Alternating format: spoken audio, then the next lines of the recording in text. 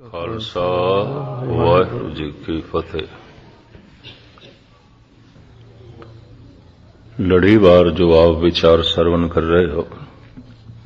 ਇਨ੍ਹਾਂ ਚਾਰ ਪੌੜੀਆਂ ਵਿੱਚ ਕੁਦਰਤ ਦੀ ਵਿਚਾਰ ਹੈ।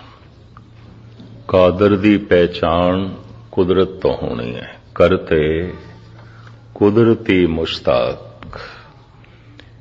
ਹੇ ਕਰਤੇ, ਮੈਂ ਕੁਦਰਤ ਨੂੰ ਦੇਖ ਕੇ ਤੇਰਾ ਆਸ਼ਿਕ ਹੋਇਆ, ਤੈਨੂੰ ਵੇਖਣ ਵਾਲਾ ਬਣਿਆ, ਤੈਨੂੰ ਸਮਝਣ ਵਾਲਾ ਬਣਿਆ। ਨਾਨਕ ਸੱਚ ਦਾ ਅਤਾਰ ਸ਼ਨਾਖਤ ਕੁਦਰਤੀ। ਉਹ ਜੋ ਸੱਚਾ ਹੈ, ਉਹ ਜੋ ਦਾਤਾਰ ਹੈ, ਸਾਹਿਬ ਕਹਿੰਦੇ ਨੇ ਮੈਨੂੰ ਉਸ ਦੀ ਸ਼ਨਾਖਤ ਮਿਲੀ ਹੈ ਕੁਦਰਤ ਦੇ ਚੋਂ। ਕੁਦਰਤ ਕਰਤੇ ਦੀ ਕ੍ਰਿਤ ਹੈ ਤੇ ਕ੍ਰਿਤ ਤੋਂ ਪਤਾ ਚੱਲਦਾ ਹੈ ਕਰਤਾ ਕਿਤਨਾ ਮਹਾਨ ਹੈ। ਤੋ ਇਹ ਜਿਹੜੀਆਂ ਚਾਰ ਪੌੜੀਆਂ ਨੇ, ਚਾਰਾਂ ਦੇ ਵਿੱਚ ਕਰਤੇ ਦੀ ਕ੍ਰਿਤ ਦਾ ਜ਼ਿਕਰ ਹੈ।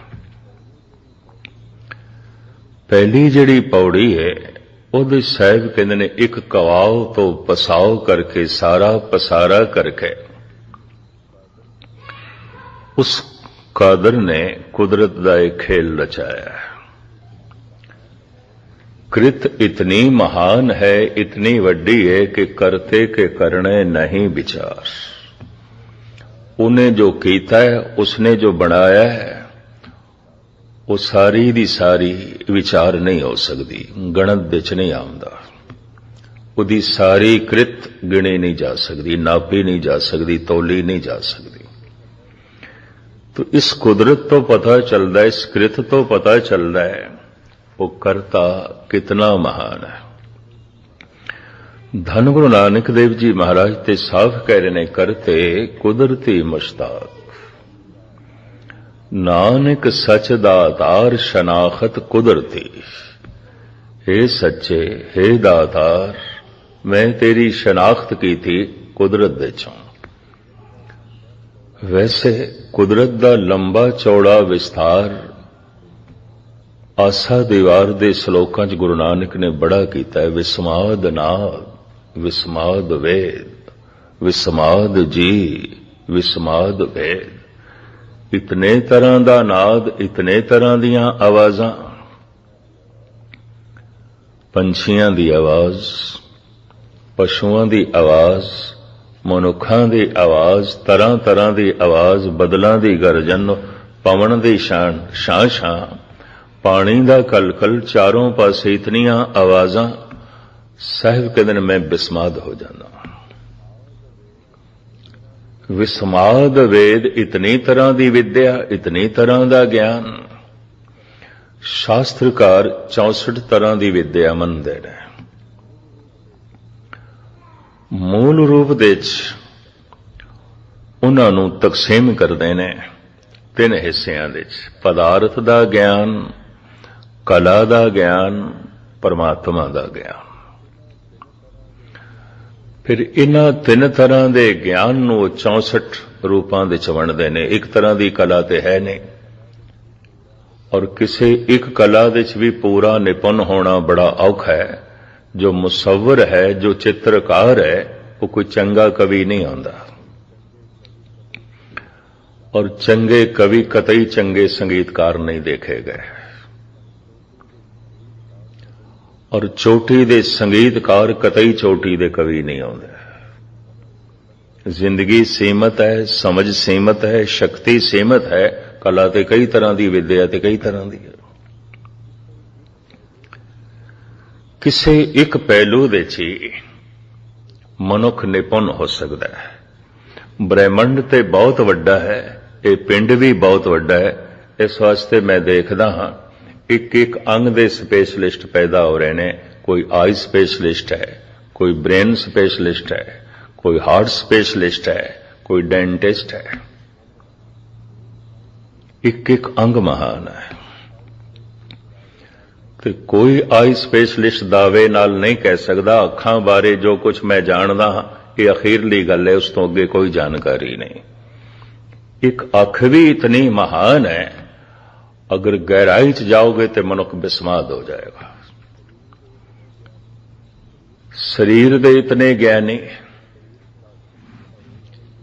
ਸਰੀਰ ਸ਼ਾਸਤਰੀ ਔਰ ਇਹ ਕਈ ਹਿੱਸਿਆਂ ਦੇ ਚ ਵੰਡੇ ਜਾਂਦੇ ਨੇ। ਕੋਈ ਅੱਖਾਂ ਬਾਰੇ ਜਾਣਦਾ, ਕੋਈ ਕੰਨਾਂ ਬਾਰੇ, ਕੋਈ ਦੰਦਾਂ ਬਾਰੇ ਜਾਣਦਾ, ਕੋਈ ਦਿਮਾਗ ਬਾਰੇ, ਕੋਈ ਦਿਲ ਜੋ ਹੈ ਦਿਲ ਬਾਰੇ ਜਾਣਦਾ। ਕਹਿਣ ਤੋਂ ਮੁਰਾਦ ਬ੍ਰਹਿਮੰਡ ਬਹੁਤ ਵੱਡਾ ਹੈ। ਸਾਹਿਬ ਕਹਿੰਦੇ ਨੇ, ਹੇ ਕਾਦਰ, ਮੈਂ ਤੇ ਵਗਦੀ ਹੋਈ ਪਵਨ ਨੂੰ ਵੇਖ ਕੇ ਵੀ ਬਿਸਮਾਦ ਹੋ ਜਾਣਾ। ਵਿਸਮਾਦ ਪਾਉਣ, ਵਿਸਮਾਦ ਪਾਣੀ, ਵਿਸਮਾਦ ਅਗਨੀ ਖੇਡੇ ਵਿਡਾਣੀ। ਪ੍ਰਭੂ, ਹਵਾ ਨੂੰ ਵੇਖ ਕੇ ਮੈਂ ਬਿਸਮਾਦ ਹੋ ਜਾਣਾ, ਪਾਣੀ ਨੂੰ ਵੇਖ ਕੇ ਮੈਂ ਬਿਸਮਾਦ ਹੋ ਜਾਣਾ, ਹੈਰਾਨ ਹੋ ਜਾਣਾ। ਔਰ ਇਹ ਤਰ੍ਹਾਂ ਤਰ੍ਹਾਂ ਦੇ ਕੌਤਕ ਕਰ ਰਹੀ ਇਹ ਅਗਨੀ, ਇਹ ਅੱਗ, ਮੈਂ ਤੇ ਬਿਸਮਾਦ ਹੋ ਜਾਣਾ। ਤੇਰੀ ਇੱਕ ਇੱਕ ਕ੍ਰਿਤ ਇਤਨੀ ਮਹਾਨ ਹੈ ਕਿ ਉਹਨੂੰ ਪੂਰਾ ਸਮਝਣਾ ਕਠਨ ਹੈ। ਤੇ ਜਦ ਕ੍ਰਿਤ ਨੂੰ ਪੂਰੇ ਤੌਰ ਤੇ ਜਾਣਨਾ ਕਠਨ ਹੈ ਤੇ ਕਰਤੇ ਨੂੰ ਕੌਣ ਜਾਣੇ? ਕਰਤੇ ਦੀ ਮਹਾਨਤਾ ਦਾ ਪਤਾ ਚੱਲਦਾ ਹੈ ਉਸ ਦੀ ਕ੍ਰਿਤ ਤੋਂ। तो पहली पौड़ी दे कृत दी महानता दा जिक्र कर देना। फिर परिपूर्ण परमात्मा दी कृत दे ये जो मनुख है, यह शरफुल मखलूकात है इस जमीन ते, क्योंकि मनुख भी एक कृत है। ये पवन कृत है, पानी कृत है, अग्नि कृत है, सूरज चंद तारे कृत ने, जमीन कृत है, आसमान कृत है, पशु पक्षी कृत ने, तो मनुख भी कृत है। करता तो है नहीं, मनुख भी कृत है। ये जीवन सानू दान दे च मिले है, अखां सानू दान दे च मिलियन, उदी देन है। ये दंद, ये हथ पैर। मनोविग्यानक कहते ने जिहड़ी चीज मुफ्त दे च मिल जाए मनुख उसकी कोई बहुती कदर नहीं करता। इस जीवन की मनुख नहीं कदर करता, पर इस जीवन दे च मेहनत करके जो कुछ मनुख ने इकट्ठा किया है उसकी कदर करता है, क्योंकि वो मेहनत करके किया है। तो जीवन ते मुफ्त दे च मिले है। हत्थां नाल, पैरां नाल, दिल नाल, दिमाग नाल जो इकट्ठा किया है मेहनत करके, उहदी ते कदर करता है। पर जिसने दिल दिता, दिमाग दिता, हथ दिते, पैर दिते ते मुफ्त दे च मिले ने, इहदी की कीमत चुकाई है, इहदा की मुआवजा दिता है, इहदा की मुल दिता है। मनुख जीवन की कदर नहीं करता। जीवन ने जो मेहनत की है, जो मुशक्कत की है, और मेहनत मुशक्कत करके जो संग्रह किया है, ਉਹਦੇ ਚ हानि हो जाए, चोट लग जाए, नुकसान हो जाए, बड़ा औखा होंदा है, दुखी होंदा है। एक एक श्वास बड़ा कीमती व्यर्थ जा रहे, व्यर्थ जा रहे, कदी अफसोस नहीं। धन गुरु गोबिंद सिंह जी महाराज ने एक दिन भाई साहब भाई नंद लाल ते प्रश्न किया है, बे पुरखा तू कदी कोई ऐसा कर्म किया है कि करके पशेमान होया होवे, तू पश्चाताप कीता होवे? जिंदगी च कोई ऐसी कृत होई है तेरे को तू करके बहुत पछताया होवे, तू करके बहुत दुखी होया होवे, उसदा तैनू बहुत अफसोस होया होवे? अब सुन के हैरान होवोगे।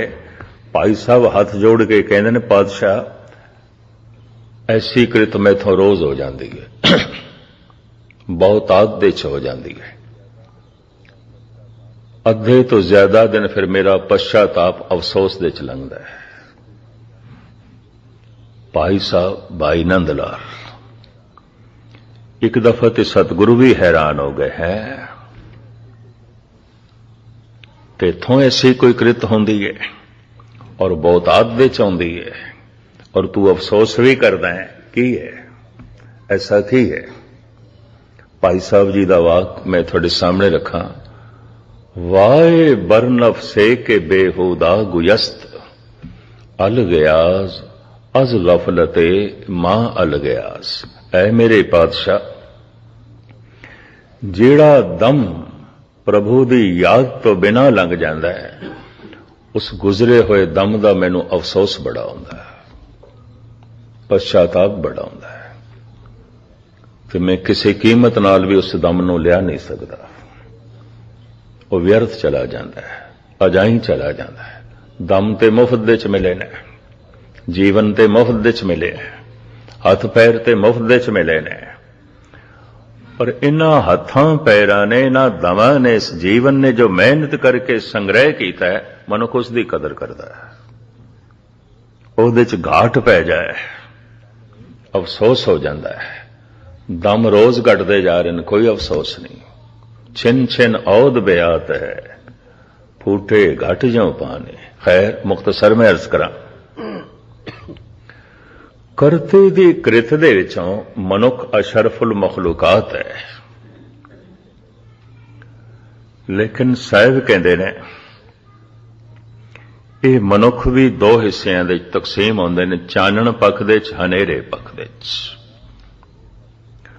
ਪਸ਼ੂ ਸਾਰਾ ਹਨੇਰੇ ਪੱਖ ਦੇ ਚ ਜੀ ਰਿਹਾ ਹੈ, ਪੰਛੀ ਹਨੇਰੇ ਪੱਖ ਦੇ ਚ ਨੇ, ਬਨਸਪਤੀ ਵੀ ਅੰਧੇਰੇ ਤੇ ਹੈ, ਭਾਵ ਅਗਿਆਨ ਦੇ ਚ ਹੈ। ਅਗਿਆਨ ਮਾਨਸਿਕ ਤਲ ਦਾ ਅੰਧੇਰਾ ਹੈ, ਅੰਧਕਾਰ ਹੈ। ਕੱਲ ਜੋ ਪੌੜੀ ਆਪਨੇ ਸਰਵਨ ਕੀਤੀ, ਮੈਂ ਥੋੜਾ ਜਿਹਾ ਦੁਹਰਾ ਰਿਹਾ, ਅਸੰਖ ਮੂਰਖ ਅੰਧਕਾਰ, ਜੀਵਨ ਅੰਧਕਾਰਮਈ। ਅੰਧੇਰਾ ਕਰੀਬਨ ਕਰੀਬਨ ਇੱਕੋ ਜਿਹਾ ਹੈ। ਅੰਧੇਰੇ ਚ ਪਸ਼ੂ ਜੀ ਰਿਹਾ, ਅੰਧੇਰੇ ਚ ਮਨੁੱਖ ਜੀ ਰਿਹਾ, ਮਾਨਸਿਕ ਤਲ ਤੇ ਦੋਵੇਂ ਇੱਕੋ ਕੁਛ ਨੇ, ਕੋਈ ਫਰਕ ਨਹੀਂ ਹੈ। ਰੋਸ਼ਨੀ ਚ ਫਰਕ ਆਉਂਦਾ ਹੈ, ਚਾਨਣੀ ਰਾਤ ਹੋਵੇਗੀ, ਫਿਰ ਦਿਨ ਹੋਵੇਗਾ, ਫਿਰ ਦਿਨ ਦੇ ਚ ਵੀ ਦੁਪਹਿਰੀ ਹੋਵੇਗੀ, ਪ੍ਰਭਾਤ ਹੈ, ਸੰਧਿਆ ਦਾ ਸਮਾਂ, ਫਿਰ ਨਿਰੋਲ ਨਿਰਪਕਸ਼ ਸੂਰਜ ਹੈ। ਤੋ ਮੈਂ ਅਰਜ਼ ਕਰਾਂ, ਕੋਈ ਇਸ ਤਰ੍ਹਾਂ ਜੀਵਦਾ ਜਿਵੇਂ ਚਾਨਣੀ ਰਾਤ, ਹਲਕੀ ਹਲਕੀ ਚਾਨਣੀ ਹੋ ਗਈ ਹੈ, ਕੁਝ ਸਮਝ ਪੈ ਗਈ ਹੈ, ਕੁਝ ਦਿਸਣ ਲੱਗ ਪਿਆ, ਕੋਈ ਜੀਵਨ ਦੀ ਅਹਿਮੀਅਤ ਦਾ ਪਤਾ ਚੱਲ ਗਿਆ, ਕੁਝ ਗੁਰੂ ਦੇ ਸ਼ਬਦਾਂ ਦੇ ਰਸ ਦਾ ਪਤਾ ਚੱਲ ਗਿਆ, ਕੁਝ ਧਰਮ ਦਾ ਥੋੜਾ ਬਹੁਤ ਬੋਧ ਹੋ ਗਿਆ, ਪਰ ਬਹੁਤਾ ਨਹੀਂ। ਮਿੱਠੀ ਹਲਕੀ ਜਿਹੀ ਰੋਸ਼ਨੀ, ਪਰ ਕਿਸੇ ਦੀ ਜ਼ਿੰਦਗੀ ਤੇ ਪ੍ਰਭਾਤ ਹੋ ਗਈ ਹੈ, ਦਿਨ ਹੋ ਗਿਆ ਹੈ, ਚਾਨਣਾ ਹੋ ਗਿਆ ਹੈ। ਪਰ ਕਿਸੇ ਦੀ ਜ਼ਿੰਦਗੀ ਤੇ ਐਨ ਭਰੀ ਦੁਪਹਿਰੀ ਪੂਰਨ ਚਾਨਣਾ ਹੋ ਗਿਆ। ਫਿਰ ਕੁਝ ਤੇ ਐਸੇ ਬਣ ਗਏ ਜਿਵੇਂ ਸੂਰਜ ਪਰਮਾਤਮਾ ਹੀ ਹੋ ਗਏ, ਸੂਰਜ ਹੀ ਹੋ ਗਏ, ਪਰਮਾਤਮਾ ਵਰਗੇ ਹੋ ਗਏ। ਚਾਨਣੇ 'ਚ ਫਰਕ ਹੈ ਕਿ ਜਿਤਨੀ ਇੱਥੇ ਰੋਸ਼ਨੀ ਹੈ ਹੋਰ ਕੀਤੀ ਜਾ ਸਕਦੀ ਹੈ, ਹੋਰ ਵਧਾਇਆ ਜਾ ਸਕਦਾ ਹੈ। ਅੰਧੇਰਾ ਇੱਕੋ ਹੀ ਜਿਹਾ ਹੈ।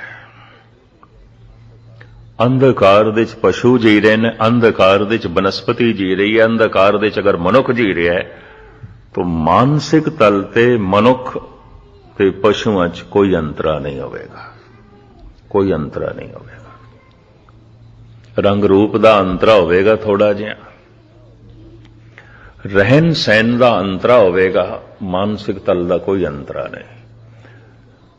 ਧੰਨ ਗੁਰੂ ਅਰਜਨ ਦੇਵ ਜੀ ਮਹਾਰਾਜ ਦਾ ਇੱਕ ਸੰਸਕ੍ਰਿਤੀ ਸ਼ਲੋਕ ਆਪ ਫਰਮਾਨ ਕਰਦੇ ਨੇ, ਉਦਿਆਨ ਬਸਨੰ ਸੰਸਾਰੰ ਸਨਬੰਦੀ ਸਵਾਨ ਸਿਆਲ ਖਰੇ। ਐ ਬੰਦੇ, ਤੈਨੂੰ ਪਤਾ ਹੈ ਤੇਰੇ ਸੰਬੰਧੀ ਕੌਣ ਨੇ? ਅਚੇਤ ਮਨੁੱਖਾਂ ਦੇ ਸੰਬੰਧੀ ਕੌਣ ਨੇ? ਗੁਰੂ ਅਰਜਨ ਦੇਵ ਜੀ ਮਹਾਰਾਜ ਸਾਡੇ ਸੰਬੰਧੀਆਂ ਦੀ ਜਾਣਕਾਰੀ ਕਰਾਂਦੇ ਨੇ। ਤੇ ਸੰਬੰਧੀ ਉਸ ਨੂੰ ਕਹਿੰਦੇ ਨੇ ਜਿਸ ਨਾਲ ਸੰਬੰਧ ਹੈ। ਤੇ ਸੰਬੰਧ ਦੋ ਤਰ੍ਹਾਂ ਦੇ ਹੁੰਦੇ ਨੇ, ਜਿਸ ਨਾਲ ਵਿਚਾਰ ਮੇਲ ਖਾਂਦੇ ਨੇ, ਜਿਸ ਨਾਲ ਤਰਜ਼ੇ ਜ਼ਿੰਦਗੀ ਮੇਲ ਖਾਂਦੀ ਹੈ, ਜਿਸ ਨਾਲ ਸੋਚਣੀ ਮੇਲ ਖਾਂਦੀ ਹੈ ਸੰਬੰਧ, ਤੇ ਜਿਸ ਨਾਲ ਖੂਨ ਮੇਲ ਖਾਂਦਾ ਹੈ ਸੰਬੰਧ। ਪਸ਼ੂ ਦੀ ਤਰਜ਼ੇ ਜ਼ਿੰਦਗੀ ਨਾਲ ਬਹੁਤ ਸਾਰੇ ਮਨੁੱਖਾਂ ਦੀ ਤਰਜ਼ੇ ਜ਼ਿੰਦਗੀ ਮੇਲ ਖਾਂਦੀ ਹੈ, ਭਾਵੇਂ ਖੂਨ ਮੇਲ ਨਹੀਂ ਖਾਂਦਾ, ਰੰਗ ਰੂਪ ਮੇਲ ਨਹੀਂ ਖਾਂਦਾ, ਨਸਲ ਮੇਲ ਨਹੀਂ ਖਾਂਦੀ। ਸਾਹਿਬ ਕਹਿੰਦੇ ਨੇ, ਉਦਿਆਨ ਬਸਨੰ ਸੰਸਾਰੰ ਸੰਬੰਧੀ ਸਵਾਨ ਸਿਆਲ ਖਰੇ। ऐ अचेत मनुख पता है तेरे संबंधी कौन ने?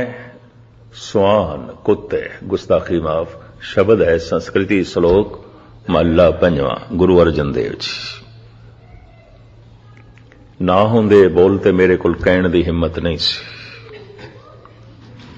संबंधी स्वान सियाल खरे। कौन ने तेरे संबंधी?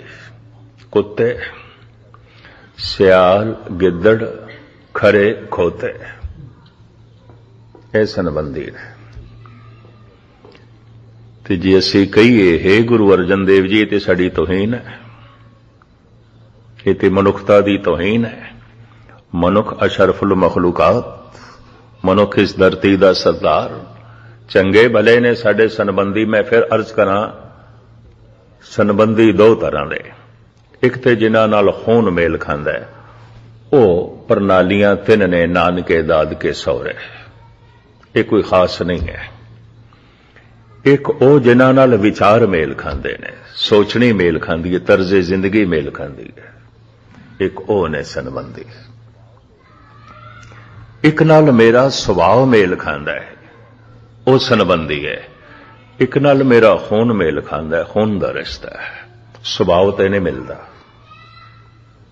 ਉਹਦੇ ਨਾਲ ਮੇਰਾ ਸੁਭਾਅ ਤੇ ਨਹੀਂ ਮਿਲਦਾ, ਮੇਰੇ ਵਿਚਾਰ ਤੇ ਨਹੀਂ ਮਿਲਦੇ, ਮੇਰੀ ਸੋਚਣੀ ਤੇ ਨਹੀਂ ਮਿਲਦੀ। ਖੂਨ ਮੇਲ ਖਾਂਦਾ ਹੈ। ਨਾਨਕਿਆਂ ਚ ਹੋਵੇਗਾ, ਦਾਦਕਿਆਂ ਚ ਹੋਵੇਗਾ, ਸਹੁਰਿਆਂ ਚ ਹੋਵੇਗਾ, ਮੇਲ ਖਾਂਦਾ ਹੈ। ਪਰ ਸੁਭਾਅ ਮੇਲ ਨਹੀਂ ਖਾਂਦਾ। ਇਹ ਸਰੀਰ ਦਾ ਸੰਬੰਧ, ਮਾਨਸਿਕ ਸੰਬੰਧ, ਅੰਦਰੂਨੀ ਸੰਬੰਧ। ਅਸਲੀ ਸੰਬੰਧੀ ਉਹ ਹੈ ਜਿਸ ਨਾਲ ਮਨ ਮੇਲ ਖਾਂਦਾ ਹੈ, ਜਿਸ ਨਾਲ ਅੰਦਰੂਨੀ ਦੁਨੀਆ ਮੇਲ ਖਾਂਦੀ ਹੈ। ਬਸ ਉਹੀ ਸੰਬੰਧੀ ਹੈ, ਬਾਕੀ ਨਹੀਂ ਹੈ। ਬਾਕੀ ਸਭ ਕੰਮ ਚਲਾਓ ਨੇ, ਬਾਕੀ ਸਭ ਠੋਸ ਮੋਟਾ ਰਿਸ਼ਤਾ ਹੈ। ਖੂਨ ਦਾ ਰਿਸ਼ਤਾ ਕੋਈ ਖਾਸ ਨਹੀਂ ਹੈ। ਮੈਂ ਸ਼ਾਇਦ ਆਪ ਜੀ ਦੇ ਸਾਹਮਣੇ ਕਈ ਦਫਾ ਅਰਜ਼ ਕੀਤੀ ਹੈ, ਖੂਨ ਤੇ ਪ੍ਰਹਿਲਾਦ ਹਰਨਾਕਸ਼ ਦਾ ਇੱਕੋ ਹੀ ਸੀ। ਪਿਓ ਪੁੱਤਰ ਇੱਕ ਦੂਜੇ ਦੇ ਜਾਨੀ ਵੈਰੀ। ਖੂਨ ਸ਼ਾਹਜਹਾਂ ਤੇ ਔਰੰਗਜ਼ੇਬ ਦਾ ਇੱਕੋ ਹੀ ਸੀ। ਔਰੰਗਜ਼ੇਬ ਨੇ ਆਪਣੇ ਪਿਓ ਨੂੰ ਜੇਲ੍ਹ 'ਚ ਪਾਇਆ, ਹਰਨਾਕਸ਼ ਨੇ ਆਪਣੇ ਪੁੱਤਰ ਨੂੰ ਜੇਲ੍ਹ 'ਚ ਪਾਇਆ। ਔਰੰਗਜ਼ੇਬ ਨੇ ਆਪਣੇ ਪਿਓ ਨੂੰ ਤੜਪਾ ਕੇ ਮਾਰਿਆ, ਹਰਨਾਕਸ਼ ਆਪਣੇ ਬੱਚੇ ਨੂੰ ਤੜਪਾ ਰਿਹਾ। ਖੂਨ ਦਾ ਰਿਸ਼ਤਾ ਕੀ ਹੁੰਦਾ? ਕੁਝ ਵੀ ਨਹੀਂ ਹੁੰਦਾ। ਭਰਾ ਭਰਾ ਵਿੱਚ ਤਨਾਜ਼ੇ ਦੇਖੇ ਗਏ ਨੇ, ਮੁਕੱਦਮੇਬਾਜ਼ੀ ਦੇਖੀ ਗਈ ਹੈ, ਲੜਾਈ ਝਗੜੇ ਦੇਖੇ ਗਏ ਨੇ, ਖੂਨ ਖਰਾਬੇ ਦੇਖੇ ਗਏ ਨੇ। ਔਰੰਗਜ਼ੇਬ ਨੇ ਆਪਣੇ ਤਿੰਨੇ ਭਰਾ ਕਤਲ ਕੀਤੇ। ਖੂਨ ਦਾ ਰਿਸ਼ਤਾ ਕੀ ਹੁੰਦਾ? ਕੁਝ ਵੀ ਨਹੀਂ ਹੈ। ਖੂਨ ਬਾਬਾ ਪ੍ਰਿਥੀ ਚੰਦ ਤੇ ਗੁਰੂ ਅਰਜਨ ਦੇਵ ਜੀ ਦਾ ਇੱਕੋ ਸੀ। ਸਾਰੀ ਜ਼ਿੰਦਗੀ ਬਾਬਾ ਪ੍ਰਿਥੀ ਚੰਦ ਗੁਰੂ ਅਰਜਨ ਦੇਵ ਜੀ ਨਾਲ ਵੈਰ ਕਮਾਉਂਦਾ ਰਿਹਾ। ਖੂਨ ਦਾ ਰਿਸ਼ਤਾ ਕੀ ਹੁੰਦਾ? ਕੁਝ ਵੀ ਨਹੀਂ ਹੈ। ਚਲੋ ਇਸ ਸੰਬੰਧ ਵਿੱਚ ਮੈਂ ਤੁਹਾਨੂੰ ਭਾਈ ਗੁਰਦਾਸ ਜੀ ਦਾ ਇੱਕ ਸਵਈਆ ਸਰਵਣ ਕਰਾ ਦਿਆਂ।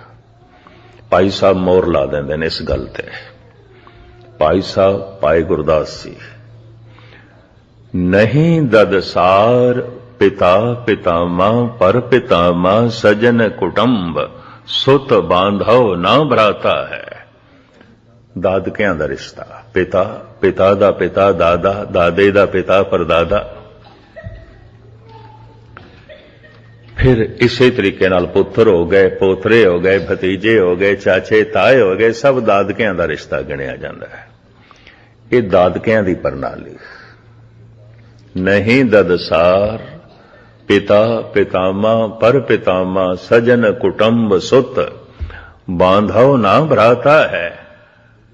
ਇਹ ਰਿਸ਼ਤਾ ਪਿਓ ਤੋਂ ਚੱਲਦਾ ਹੈ, ਦਾਦਕਿਆਂ ਦਾ। ਦੂਜਾ ਰਿਸ਼ਤਾ ਮਾਂ ਤੋਂ ਚੱਲਦਾ ਹੈ, ਨਾਨਕਿਆਂ ਦਾ। ਨਹੀਂ ਨਨਸਾਰ ਮਾਤਾ ਪਰਮਾਤਾ ਬ੍ਰਿਧ ਮਾਤਾ ਮਾਮੀ ਮਾਮੂ ਮਾਸੀ ਮੌਸਾ ਬਿਬਦ ਬਿਖਿਆਤਾ ਹੈ। ਭਾਈ ਸਾਹਿਬ ਭਾਈ ਗੁਰਦਾਸ ਜੀ।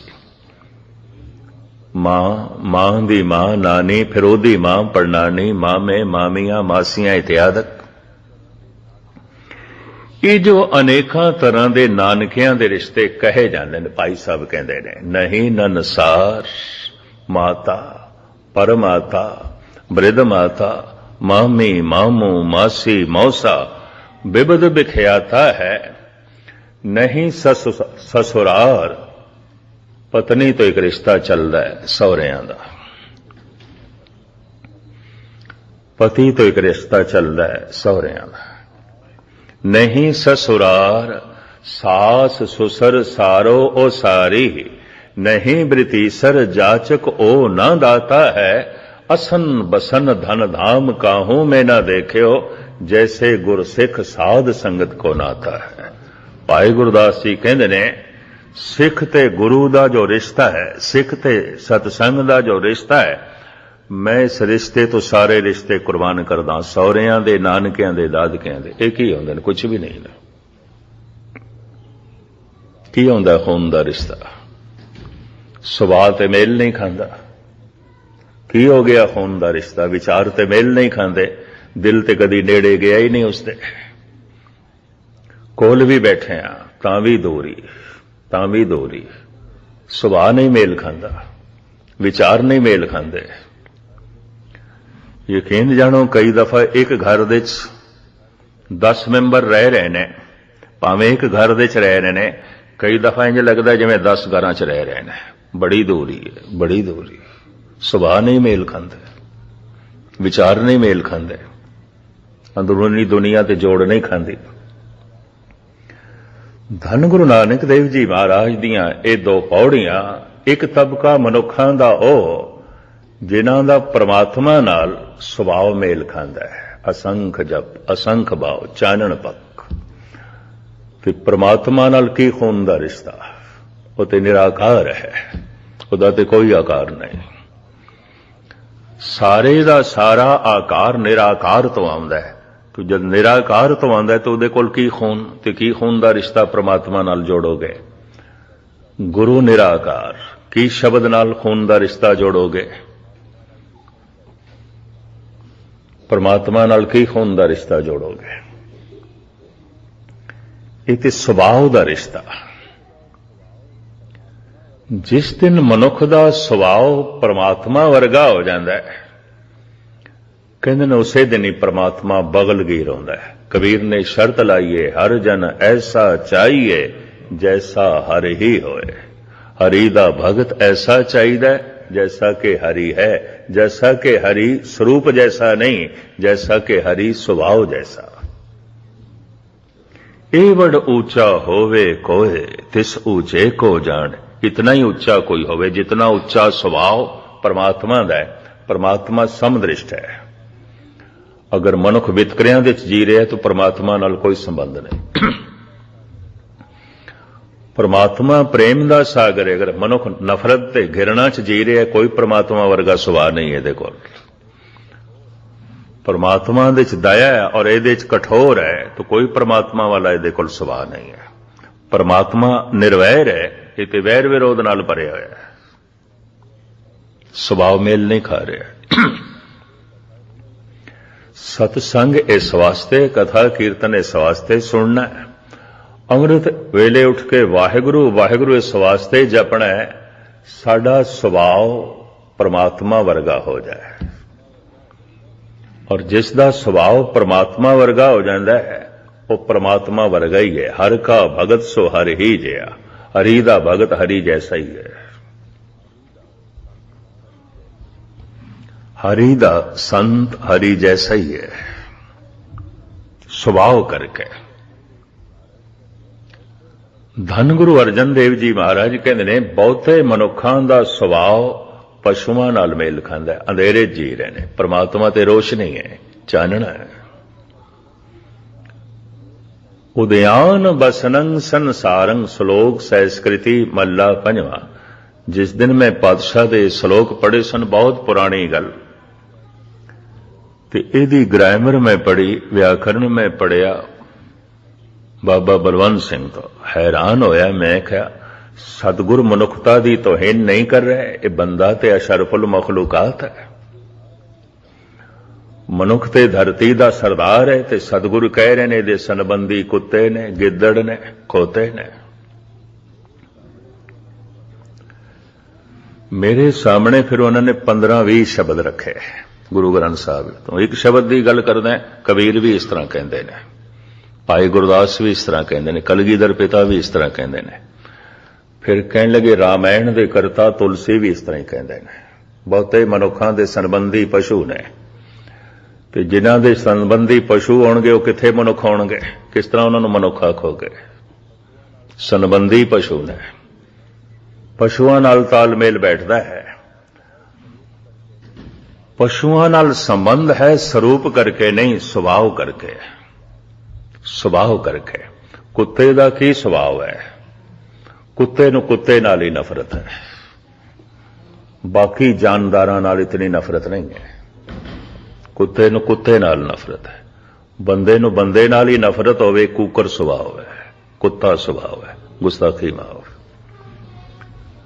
ਜਿਹੜੇ ਵਿਚਾਰ ਬੰਦੇ ਨੂੰ ਬੰਦੇ ਤੋਂ ਦੂਰ ਕਰਦੇ ਨੇ, ਉਹ ਵਿਚਾਰ ਬੰਦੇ ਨੂੰ ਰੱਬ ਤੋਂ ਵੀ ਦੂਰ ਕਰਨਗੇ।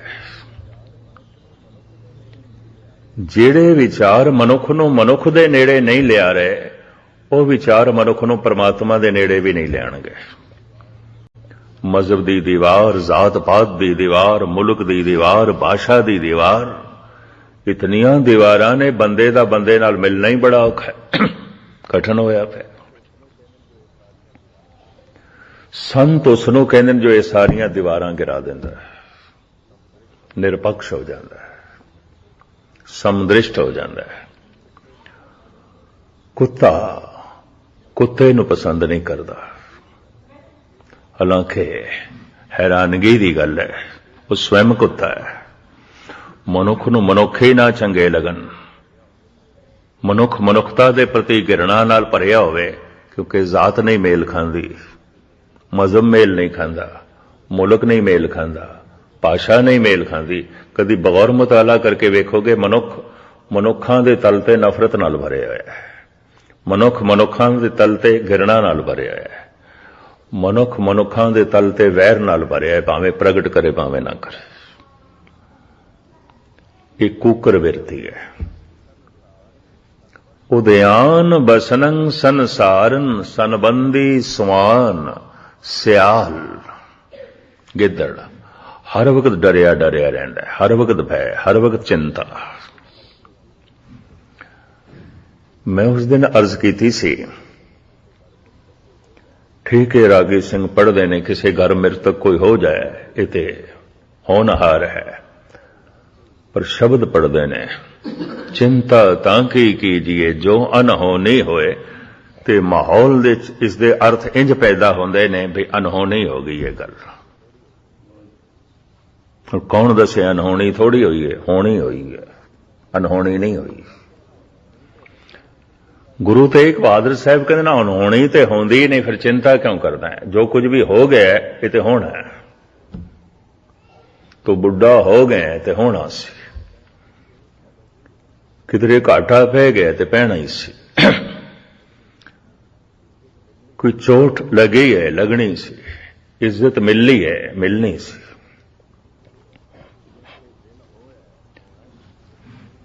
जैसे दिन होया होना ही सी ते होनी है, रात होई है होनी है ते होनी है, अनहोनी थोड़ी है। हुण कोई आखे दिन ते रात दे च बदल गया, अनहोनी हो गई, अनहोनी नहीं होंदी नहीं, कदी नहीं होंदी। परमात्मा दी दुनिया च कुछ भी अनहोनी नहीं, होनहार होंदा है। जद देखदे हां तुसीं सफर च आउंदे, कदी ट्रेन दे च, कदी प्लेन दे च, कदी बसां च, कदी कारां च, ਤੇ ਮੈਂ ਹੱਥ ਜੋੜ ਕੇ ਬੇਨਤੀ ਕਰਦਾ, ਇਤਨਾ ਸਫ਼ਰ ਨਾ ਕਰਿਆ ਕਰ। ਮੈਂ ਕਿਹਾ ਇਤਨਾ ਸਫ਼ਰ ਨਾ ਕਰੀਏ, ਜਿਸ ਤਰ੍ਹਾਂ ਦੀ ਪ੍ਰਭੂ ਨੇ ਕ੍ਰਿਤ ਬਣਾਈ ਹੈ ਤੇ ਜਿਸ ਤਰ੍ਹਾਂ ਦੀ ਸੇਵਾ ਲਾਈ ਹੈ, ਉਹਦੇ ਤੇ ਮੈਨੂੰ ਦਿਨ ਰਾਤ ਸਫ਼ਰ ਕਰਨਾ ਪੈਂਦਾ, ਕਿਧਰੇ ਲੰਬੇ ਸਫ਼ਰ, ਕਿਧਰੇ ਛੋਟੇ। ਤੇ ਮੈਂ ਕਿਹਾ ਤੁਸੀਂ ਬੜੀ ਹਮਦਰਦੀ ਨਾਲ ਕਹਿ ਰਹੇ ਹੋ, ਗੱਲ ਕੀ ਹੈ? ਕਿ ਤੁਹਾਨੂੰ ਪਤਾ ਨਹੀਂ, ਉਹਨਾਂ ਦਿਨਾਂ 'ਚ 2 ਭਿਅੰਕਰ ਟ੍ਰੇਨਾਂ ਦੇ ਹਾਦਸੇ ਹੋਏ ਸਨ। ਇੱਕ ਤਮਿਲਨਾਡੂ ਦੇ 'ਚ ਹੋਇਆ ਸੀ, ਇੱਕ ਬੰਗਾਲ ਦੇ 'ਚ। ਤਮਿਲਨਾਡੂ ਦੇ 'ਚ ਤੇ ਪੂਰੀ ਟ੍ਰੇਨ ਹੀ ਦਰਿਆ ਦੇ 'ਚ ਗਿਰ ਗਈ ਸੀ, ਸਾਰੀ ਦੀ ਸਾਰੀ ਟ੍ਰੇਨ, ਇੰਜਨ ਸਮੇਤ। ਇੰਜਨ ਪਟੜੀ ਤੋਂ ਕੀ ਉਤਰਿਆ, ਸਾਰੇ ਡੱਬੇ ਹੀ ਦਰਿਆ ਦੇ 'ਚ ਗਏ। और दरिया बड़ा लंबा चौड़ा, बड़ा ही भयंकर हादसा से। एक हादसा बंगाल दे च होया, उन्हां दिनां च 2 प्लेन हादसे भी बड़े वड्डे हो गए, क्रैश होए। एक अहमदाबाद दे च, एक गुवाहाटी आसाम दे ते रब दी नेत उन्हां दिनां दे बसां भी बहुत टकराइयां सुते से अखबारां दीयां खबरां मैनूं कहंदे देखदे नहीं पे तुसीं ते अखबार पढ़दे हो तुहानूं पता होना है मैं कहा पता है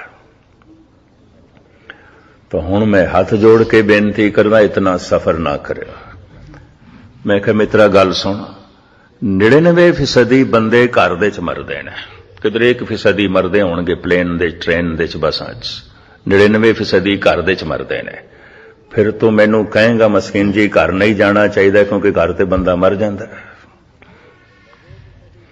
90% बंदे चारपाई ते सुतियां ही मर जाते हैं फिर तू मैनू कहेगा चारपाई ते नहीं सोना चाहिए क्योंकि सुतियां सुतियां कई मर जाते हैं अजे मैं उसनू कुछ होर कहना सी कहने लगे इन्हां गुणी ज्ञानियां नूं कोई अकल दे ही ना गल चो गल बनांदे ने मैं कही अकल तू अपने कोल ही रख इन्ना भयभीत इतना तू डरिया होया कि मैं घर तो सीसगंज तक आउंदियां भी आखिर तू आजादपुर तो आउना है सीसगंज साहब तक आउना है और 2 व्हीलर ते आना है स्कूटर ते आना है मेरे ख्याल तेनों भी नहीं आना चाहिए पर हाथ जोड़ के कहने लगे ना गुणी ज्ञानियां नूं कोई अकल ना देवे मैं कहा अकल अपने कोल रख इतने भयभीत लोग इतने डरे हुण कौन दसे मौत होनी है अनहोनी नहीं है बुढ़ेपा होना अनहोना नहीं है पर हर वक्त डरिया होया मेरे नाल अनहोनी ना हो जाए धन गुरु तेग बहादुर साहब जी महाराज कहते अज तक किसी नाल नहीं हुई तो तेरे नाल की होनी है होई नहीं अज तक नहीं हुई होंदी ही नहीं कदी नहीं होंदी किसी नाल नहीं आती तो ये संबंधी अंदर बने होया गिद्दड़ सवान सियाल खरे खरे खोता ये तीजा संबंधी खोता भगत कबीर ने भी गिने ने तेरे संबंधी बैल ने पैसे ने हाथी ने सप ने डड्डू ने कौवे ने 5-7 शब्दों के भगत कबीर ने तो गिनती कर ली हैरानगी ऐ तेरे संबंधी ने तेरा सुभाव मेल खांदा है कौआ कहाँ कपूर चराए कौआ कैं करदा कुरख्त बोलदा है उदा बोलना चंगा नहीं लगता ते जिस बंदे दे बोल दूजे नूं चोट पहुंचावन चंगे ना लगन कबीर कहंदे ने जरूर ये कौआ है इहनूं मनुख कहण दी की लोड़ इहदा सुभाव कौवे नाल मिलदा है ते कौआ कहाँ कपूर चराए कौवे दे मूंह दे हर वक्त गंदगी आउंदी है कोई चंगी चीज नहीं आउंदी कपूर नहीं होवेगा उहदे मूंह दे गंदगी होवेगी ते जिहदियां गल्लां हर वक्त गंदियां मूँह चो गाल कढ़ के गाली जो है कढ़ के फिर गल करता है कईयां दा सुभाव 2 गालियां पहले कढ़णगे फिर गल करनगे तो इत्थे कबीर कहंदे ने इहनूं बंदा कहण दी की लोड़ इहदा ते सुभाव कौवे नाल मिलदा है इन्नी मूँह च गंद कौआ कहाँ कपूर चराए कह भी सियर को दूध पिया है ते सप नूं कितना भी तुसीं दुध पिलाओ तो कोई जहर त्याग देंदा है कितना भी किसी नाल एहसान ते परोपकार करो तो जहर नाल भरिया रवे कबीर कहते सप है मनुख नहीं है सर्प है लंबे चौड़े शब्द ने इस वक्त इस पासे में ना जावां खरे खोता खोता बेवकूफी का चिन्ह मनिया जाता है बहुत प्राचीन समय तो बार बरदारी का काम इस तो लेंदे सन बाहर डौण का काम पुराने यात्री बहुत सारे खोतियां ते खच्चरां ते सवार होकर एक थां तो दूसरी थां ते जाना ते समान लद के एक थां तो दूसरी थां ते पहुंचाना मैं ते कोई 10-12 साल पहले देखा ईरान दे गलियां गलियां दी साग सब्जी ते फ्रूट बेचदे ने लोकी खोतियां ते लद के हाथ दे तराजू आउंदा है बस गली गली 2-3 खोते लदे ने फल नाल सब्जियां नाल बेची जाते हैं ये देखे असी बहुत प्राचीन समय तो बार बरदारी दे कम इन्हां तो लै जांदे ने ਭਾਰਤ ਦੇਸ਼ ਬੰਗਲਾਦੇਸ਼ ਦੇ ਵਿੱਚ ਅਜੇ ਵੀ ਇਹਨਾਂ ਤੋਂ ਕੰਮ ਲਿਆ ਜਾਂਦਾ ਹੈ। ਮਹਾਰਾਜ ਜੀ ਕਹਿੰਦੇ ਨੇ ਜਿਹੜੇ ਕਿਸੇ ਕਿਸੇ ਵਕਤ ਭਾਰ ਢੋਂਦੇ ਨੇ ਤੇ ਫਿਰ ਰਾਤ ਨੂੰ ਆਰਾਮ ਕਰਦੇ ਨੇ, ਇਹ ਅਸਲੀ ਖੋਤੇ ਨਹੀਂ ਨੇ। ਠੀਕ ਹੈ, ਇਹਨਾਂ ਦਾ ਸਰੂਪ ਖੋਤਿਆਂ ਵਰਗਾ ਹੈ, ਇਹਨਾਂ ਦਾ ਸੁਭਾਅ ਖੋਤਿਆਂ ਵਰਗਾ ਹੈ, ਇਹ ਅੰਦਰੋਂ ਬਾਹਰੋਂ ਖੋਤੇ ਨੇ। ਪਰ ਇੱਕ ਹੋਰ ਖੋਤੇ ਨੇ, ਬਾਹਰੋਂ ਮਨੁੱਖ ਦਿਖਾਈ ਦਿੰਦੇ ਨੇ, ਅੰਦਰੋਂ ਕਈ ਖੋਤੇ ਅੰਦਰ ਪਾਲ ਕੇ ਰੱਖੇ ਨੇ। ਨਾਨਕ ਤੇ ਨਰ ਅਸਲ ਖਰ, ਜੋ ਬਿਨ ਗੁਣ ਗਰਭ ਕਰੰਤ। ਸ਼ਲੋਕ 12 ਤੋਂ ਵਧੇਕ ਅਸਲੀ ਖੋਤੇ ਨੇ। ਹਰ ਵਕਤ ਹੰਕਾਰ ਦੀ ਪੰਡ ਚੁੱਕੀ ਹੋਈ ਹੈ। ਮੈਂ ਹਾਂ ਇਹ ਪੰਡ ਚੁੱਕੀ ਹੋਈ ਹੈ। ਇਸੇ ਥੱਲੇ ਹੀ ਦਬੇ ਹੋਏ ਨੇ। ਮੁਆਵਜ਼ਾ ਵੀ ਕੁਛ ਨਹੀਂ ਮਿਲਦਾ, ਮੁਫਤ ਚੁੱਕੀ ਫਿਰਦੇ ਨੇ, ਅਸਲੀ ਖੋਤੇ ਨੇ। ਔਰ ਗਜ਼ਬ ਦੀ ਗੱਲ, ਭਾਰ ਦਿਖਾਈ ਦਿੰਦਾ ਹੋਵੇ, ਮਹਿਸੂਸ ਵੀ ਨਹੀਂ ਆਉਂਦਾ। ਖੋਤੇ ਨੂੰ ਕਈ ਦਫਾ ਜ਼ਿਆਦਾ ਬੋਝ ਹੋਵੇ ਮਹਿਸੂਸ ਹੁੰਦਾ, ਥੱਕਦਾ ਹੈ। ਪਰ ਇਹ ਤੇ ਹੰਕਾਰ ਦੀ ਪੰਡ ਜਨਮ ਤੋਂ ਲੈ ਕੇ ਮਰਨ ਤੱਕ ਚੁੱਕੀ ਫਿਰਦੇ ਹੁੰਦੇ ਨੇ, ਅਸਲੀ ਖੋਤੇ ਨੇ। ਬੇਸ਼ੁਮਾਰ ਪਸ਼ੂਆਂ ਨਾਲ ਮਨੁੱਖ ਦਾ ਸੁਭਾਅ ਮੇਲ ਖਾਂਦਾ ਹੈ। ਮਹਾਰਾਜ ਕਹਿੰਦੇ ਨੇ ਬਹੁਤੇ ਮਨੁੱਖਾਂ ਦੇ ਅਸਲੀ ਸੰਬੰਧੀ ਪਸ਼ੂ ਨੇ, ਮਨੁੱਖ ਨਹੀਂ ਨੇ। ਮਨੁੱਖਤਾ ਉਹਨਾਂ ਦੇ ਅੰਦਰ ਪੈਦਾ ਹੀ ਨਹੀਂ ਹੋਈ ਜੋ ਮਨੁੱਖਾਂ ਨਾਲ ਸੰਬੰਧ ਜੋੜਨ। ਮਨੁੱਖਤਾ ਪੈਦਾ ਹੁੰਦੀ ਹੈ ਜਪ ਨਾਲ, ਉਹ ਜਪ ਤੇ ਹੈ ਨਹੀਂ। ਜਪ ਕਰਦਿਆਂ ਕਰਦਿਆਂ ਪਹਿਲੇ ਮਨੁੱਖਤਾ ਜਨਮ ਲੈਂਦੀ ਹੈ। ਜਪ ਕਰਦਿਆਂ ਕਰਦਿਆਂ ਮਨੁੱਖਤਾ ਤੋਂ ਬਾਅਦ ਦੇਵਤਾਪਣ ਪੈਦਾ ਹੁੰਦਾ ਹੈ। ਜਪ ਕਰਦਿਆਂ ਕਰਦਿਆਂ ਦੇਵਤਿਆਂ ਤੋਂ ਬਾਅਦ ਮਨੁੱਖ ਦੇ ਅੰਦਰੋਂ ਪ੍ਰਮਾਤਮਾ ਪ੍ਰਗਟ ਹੁੰਦਾ ਹੈ। ਅਸੰਖ ਜਪ ਅਸੰਖ ਭਾਵ। ਕਿ ਜੇ ਜਪ ਹੀ ਕੋਈ ਨਹੀਂ ਤਾਂ ਮਨੁੱਖ ਤੇ ਪਸ਼ੂਆਂ ਦੀ ਤਰ੍ਹਾਂ ਜੀਵੇਗਾ, ਅੰਧੇਰੇ ਜੀਵੇਗਾ। ਤਾਂ ਮੈਂ ਅਰਜ਼ ਕਰਾਂ, ਬੇਸ਼ਤਰ ਪਸ਼ੂ ਤੇ ਮਨੁੱਖ ਇੱਕੋ ਹੀ ਤਰ੍ਹਾਂ ਦੀ ਜ਼ਿੰਦਗੀ ਜੀ ਰਹੇ ਨੇ। ਥੋੜਾ ਜਿਹਾ ਰੰਗ ਰੂਪ, ਜ਼ਾਤ ਪਾਤ, ਖਾਣ ਪਾਨ ਦਾ ਫਰਕ ਹੋਵੇਗਾ, ਸੁਭਾਅ ਕਰਕੇ ਇੱਕੋ ਕੁਝ। ਇਹ ਜੋ ਕੁਦਰਤ ਦੀ ਵਿਚਾਰ ਧੰਨ ਗੁਰੂ ਨਾਨਕ ਦੇਵ ਜੀ ਮਹਾਰਾਜ ਕਰਦੇ ਨੇ, ਇਹ ਨੀਚ ਨੇ, ਨੀਚਾਂ ਦੀ ਵਿਚਾਰ। ਫਿਰ ਆਪ ਅਖੀਰ ਦੇ ਵਿੱਚ ਕੁਦਰਤ ਕੌਣ ਕਹਾ ਵਿਚਾਰ, ਇਸ ਪੰਕਤੀ ਨੂੰ ਤੀਸਰੀ ਪੌੜੀ 'ਚ ਨਹੀਂ ਦਰਜ ਕਰਦੇ। ਨਾਨਕ ਨੀਚ ਕਹੇ ਵਿਚਾਰ, ਵਾਰਿਆ ਨਾ ਜਾਵਾਂ ਏਕ ਵਾਰ, ਜੋ ਤੁਧ ਭਾਵੇ ਸਾਈ ਵਲਿਕਾਰ, ਤੂੰ ਸਦਾ ਸਲਾਮਤ ਨਿਰੰਕਾਰ। ਇਹਨਾਂ ਨੀਚਾਂ ਦੀ ਵਿਚਾਰ ਕਰਨ ਵਾਲਾ ਵੀ ਕੋਈ ਇਹੋ ਜਿਹੀਆਂ ਦਾ ਹੀ ਹੈ। ਉਹਨਾਂ ਦੀ ਪੰਕਤੀ 'ਚ ਆਪ ਖੜੇ ਹੋ ਜਾਂਦੇ ਨੇ, ਉਸ ਲਾਈਨ ਦੇ ਸਤਿਗੁਰ ਆਪ ਖੜੇ ਹੋ ਜਾਂਦੇ ਨੇ। ਇੱਥੇ ਤੱਕ ਆਪਨੇ ਕੱਲ ਸਰਵਨ ਕੀਤਾ। ਅੱਜ ਦੀ ਇਹ ਜਿਹੜੀ ਪੌੜੀ ਹੈ, ਕੁਦਰਤ ਦਾ ਜ਼ਿਕਰ ਕਰਦਿਆਂ ਸਾਹਿਬ ਕਹਿੰਦੇ ਨੇ, ਅਸੰਖ ਨਾਉ ਅਸੰਖ ਥਾਉ। ਨਾਮ ਸਿਰਫ ਮਨੁੱਖੀ ਦੁਨੀਆ ਦੇ 'ਚ ਨੇ। ਔਰ ਇਹ ਵੀ ਕਾਦਰ ਦੀ ਇੱਕ ਮਹਾਨ ਕ੍ਰਿਤ ਸਮਝ ਲਓ ਕਿ ਪਹਿਚਾਣ ਗਿਆਨ ਨਾਮ ਦੇ ਆਸਰੇ ਤੇ ਖੜਾ ਹੈ। ਜਿਸ ਚੀਜ਼ ਦਾ ਮੈਨੂੰ ਨਾਮ ਨਹੀਂ ਆਉਂਦਾ, ਉਸ ਦਾ ਗਿਆਨ ਦੇਣਾ ਜਾਂ ਕਿਸੇ ਕੋਲ ਗਿਆਨ ਲੈਣਾ ਬੜਾ ਔਖਾ ਹੈ। ਜੈਸੇ ਮੈਂ ਤੁਹਾਨੂੰ ਇੱਥੇ ਕਹਾਂ, ਮੈਂ ਇੱਕ ਮਿੱਤਰ ਨੂੰ ਮਿਲਣਾ ਹੈ, ਮੇਰਾ ਬਹੁਤ ਪੁਰਾਣਾ ਦੋਸਤ ਹੈ, ਤੇ ਤੁਸੀਂ ਦੱਸੋ ਕਿਸ ਤਰ੍ਹਾਂ ਮਿਲੇਗਾ? ਤੇ ਤੁਹਾਡਾ ਪਹਿਲਾ ਤੇ ਪ੍ਰਸ਼ਨ ਇਹੀ ਹੋਵੇਗਾ, ਨਾਮ ਕੀ ਹੈ? ਤੇ ਮੈਂ ਆਖਿਆ, ਨਾਮ ਮੈਨੂੰ ਨਹੀਂ ਆਉਂਦਾ। ਕੀ ਦੱਸੋਗੇ ਮੈਨੂੰ? ਕਿਸ ਤਰ੍ਹਾਂ ਦੱਸੋਗੇ? ਮਨੁੱਖ ਨੇ ਬਨਸਪਤੀ ਦੇ ਨਾਮ ਰੱਖੇ ਨੇ, ਕਿਸੇ ਦਰਖਤ ਨੇ ਆਪਣਾ ਨਾਮ ਨਹੀਂ ਰੱਖਿਆ, ਮਨੁੱਖਾਂ ਨੇ ਰੱਖੇ ਨੇ। ਨਾਮ ਸਿਰਫ ਮਨੁੱਖੀ ਦੁਨੀਆ 'ਚ ਨੇ। ਜਿਤਨੇ ਅਸਥਾਨ ਨੇ, ਜਿਤਨੀਆਂ ਵਸਤੂਆਂ ਨੇ, ਜਿਤਨੇ ਚੀਜ਼ਾਂ ਨੇ, ਮਹਾਰਾਜ ਕਹਿੰਦੇ ਨਾਮ ਤੋਂ ਬਿਨਾਂ ਨਹੀਂ ਨੇ। ਮਨੁੱਖ ਨੇ ਨਾਮ ਰੱਖੇ ਨੇ, ਕਿਉਂਕਿ ਮਨੁੱਖ ਨੇ ਗਿਆਨ ਦੇਣਾ ਹੈ, ਗਿਆਨ ਲੈਣਾ ਹੈ। ਇਹ ਨਾਮ ਤਾਂ ਨੇ। ਸੂਰਜ ਨੂੰ ਸੂਰਜ ਮਨੁੱਖ ਨੇ ਆਖਿਆ, ਚੰਦਰਮਾ ਨੂੰ ਚੰਦਰਮਾ ਮਨੁੱਖ ਨੇ ਆਖਿਆ। ਤੇ ਮਨੁੱਖ ਦੀਆਂ ਭਾਸ਼ਾਵਾਂ ਬਹੁਤ ਸਾਰੀਆਂ ਨੇ, ਇਸ ਵਾਸਤੇ ਇੱਕ ਇੱਕ ਚੀਜ਼ ਦੇ ਕਈ ਕਈ ਨਾਮ ਨੇ।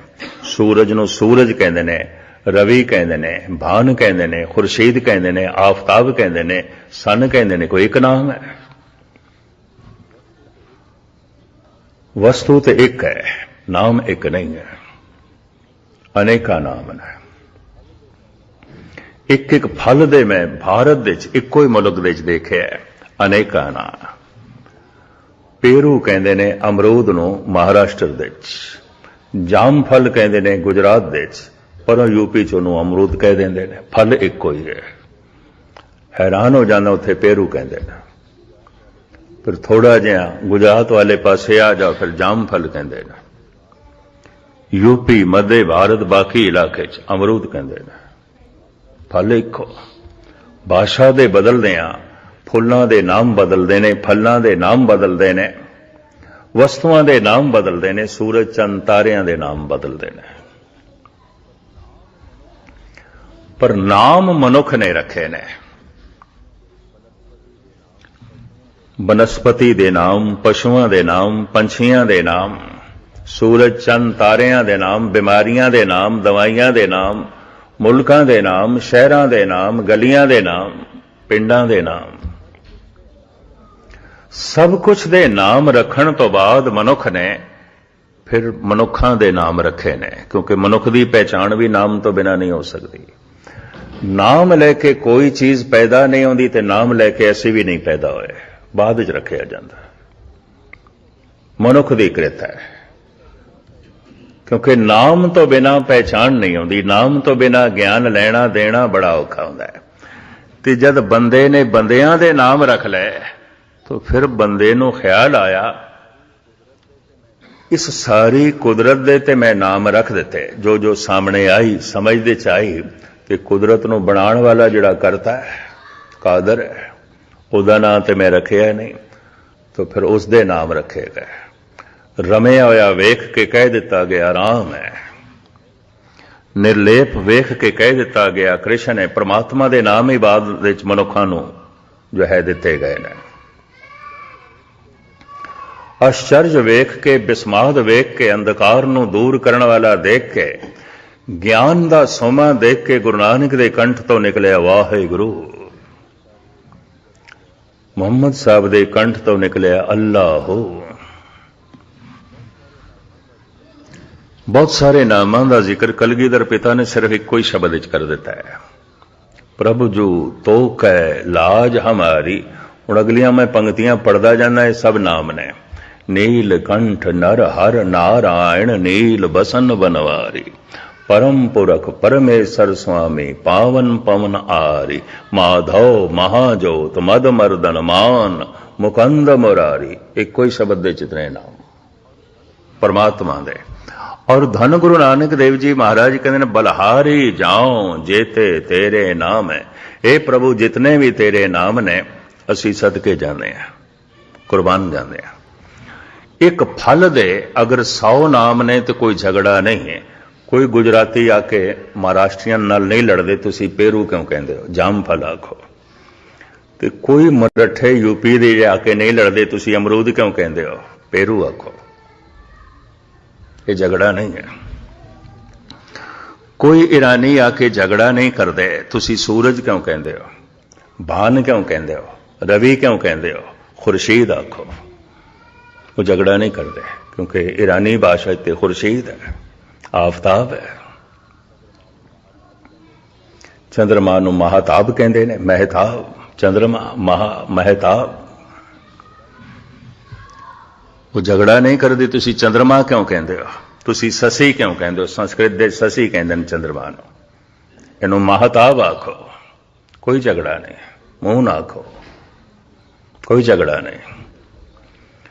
वस्तुओं दे ते झगड़ा नहीं है, एक एक वस्तु दे सैकड़े नाम ने। पदार्थों दे ते झगड़ा नहीं है, एक एक पदार्थ दे सैकड़े नाम ने। कुदरत दे जो ये अनेका नाम मनुख ने रखे ने, ये अग्नि है, ये धरती है, पौन है, पानी है, तत्तां नूं नाम ते मनुख ने दिते ने, और भाषा के मुताबिक अलग अलग नाम। झगड़ा नहीं है, कोई झगड़ा नहीं है। संस्कृत दे पवन नूं अनल कहते हैं, अनल। हिंदी दे प्राकृत दे फिर पवन कहते हैं, उर्दू च हवा कह देंगे, फारसी दे बाद कह देंगे ने, बाद, हवा बाद। जिदे शरीर दे हवा ज्यादा भर जाए कहते बादी शरीर है। बादी तो मुराद की है, हवा नाल भरिया होया शरीर है, फुल गया ਇਹਦਾ ਸਰੀਰ ਬਹੁਤ, ਇਹਨੂੰ ਬਾਦੀ ਚੀਜ਼ਾਂ ਨਹੀਂ ਖਾਣੀਆਂ ਚਾਹੀਦੀਆਂ, ਮਨਾ ਕਰਦੇ ਨੇ ਫਿਰ ਵੈਦ ਲੋਕ। ਬਾਦ ਹਵਾ, ਹੁਣ ਪਰਸ਼ੀਅਨ ਦੇ ਚ ਬਾਦ ਕਹਿੰਦੇ ਨੇ, ਉਰਦੂ ਚ ਹਵਾ ਕਹਿੰਦੇ ਨੇ, ਹਿੰਦੀ ਚ ਪਵਨ ਕਹਿੰਦੇ ਨੇ, ਸੰਸਕ੍ਰਿਤ ਦੇ ਚ ਅਨਲ ਕਹਿੰਦੇ ਨੇ। ਕੋਈ ਝਗੜਾ ਨਹੀਂ ਹੈ। ਤੁਸੀਂ ਅਨਲ ਕਿਉਂ ਕਹਿੰਦੇ ਹੋ? ਪਵਨ ਆਖੋ। ਪਵਨ ਕਿਉਂ ਕਹਿੰਦੇ ਹੋ? ਹਵਾ ਆਖੋ। ਹਵਾ ਕਿਉਂ ਕਹਿੰਦੇ ਹੋ? ਬਾਦ ਆਖੋ। ਕੋਈ ਝਗੜਾ ਨਹੀਂ ਹੈ। पर परमात्मा ते झगड़ा है। राम क्यों कहते हो? अल्लाह आखो। अल्लाह क्यों कहते हो? राम आखो। बड़ा झगड़ा है, बड़ा झगड़ा है, बड़ा कलेश है। मनुख पदार्थ के प्रति इतना मूर्ख नहीं जितना परमात्मा के प्रति मूर्ख है। मनुख संसार के प्रति इतना अज्ञानी नहीं जितना निरंकार के प्रति है।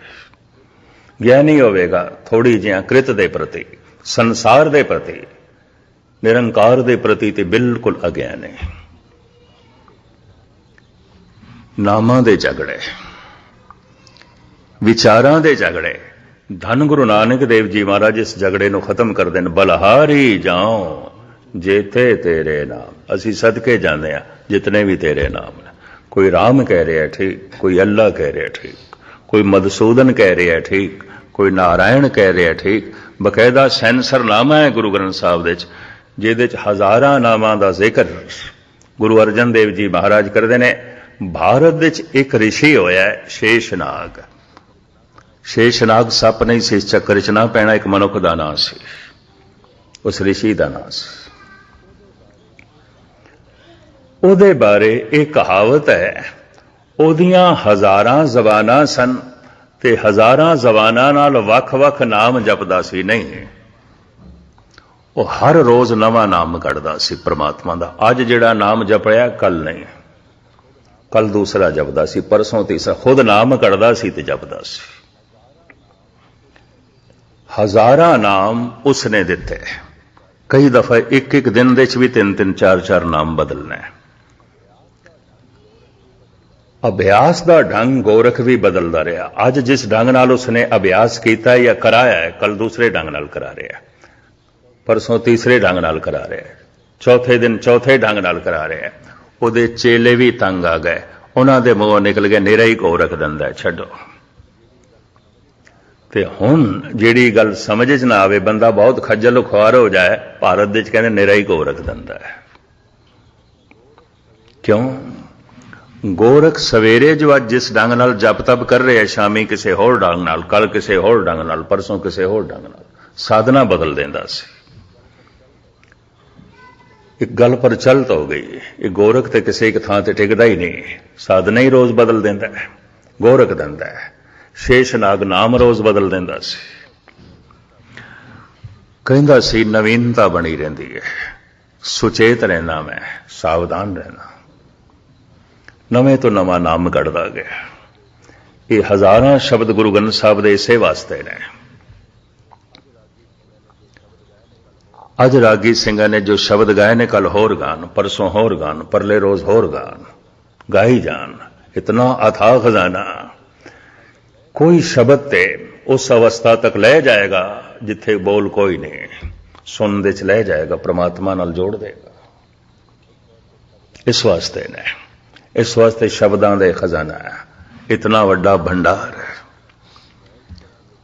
और मैं अर्ज करा, जो 10-15 सफ़े भी गुरु ग्रंथ साहब जी महाराज दे ना पढ़े, इतना भी समा ना कट सके, तो हुण तुसी आखो उहदे कोल कोई परमात्मा दा ज्ञान होवेगा, सूझ-बूझ होवेगी? नहीं। हजारां साल जितना अज्ञान परमात्मा दा सी, अज भी उतना ही है।